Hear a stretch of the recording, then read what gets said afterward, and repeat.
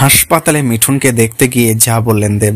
অসুস্থ হয়ে হাসপাতালে চিকিৎসাধীন ভারতের জনপ্রিয় অভিনেতা ও বিজেপি নেতা মিঠুন চক্রবর্তী শনিবার সকালে একটি ছবির শুটিং চলাকালে অসুস্থ বোধ করলে তাকে হাসপাতালে নেওয়া হয়।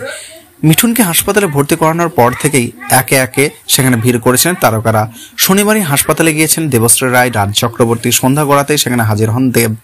এদিন কামব্যাক স্ট্রিটে অভিষেকের সঙ্গে বৈঠকের পর কালীঘাট থেকে সোজা মিঠুনকে দেখতে যান। হাসপাতাল থেকে বের হওয়ার পথে সংবাদ মাধ্যমের সঙ্গে কথা বলেছেন তিনি। তবে দেব বলেন, মিঠুন দা ভালো আছে, মজায় আছে, সুস্থ আছেন, রুটিন নিয়ে চেক আপ চলছে, ঠিক হয়ে যাবে।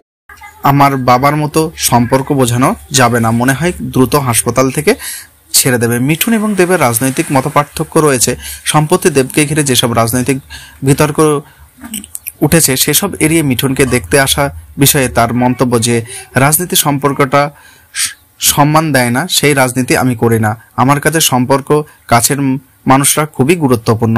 ওই দিন মিঠুনকে দেখতে হাসপাতালে হাজির হয়েছিলেন সোম চক্রবর্তী। সোমের সঙ্গে শাস্ত্রীয় ছবির শুটিং করেছিলেন মিঠুন। অন্যদিকে দেবের সঙ্গে মিঠুনের সঙ্গে সম্পর্ক বরাবরই বেশ ভালো। এর আগে দেবের প্রযোজনায় প্রজাপতি ছবিতে অভিনয় করেছেন মিঠুন। সেই ছবি নন্দনে মুক্তি না পাওয়ায় নিয়ে বিতর্ক হয়েছিল। মিঠুনের পাশেই দেবকে দাঁড়াতে দেখা গিয়েছিল।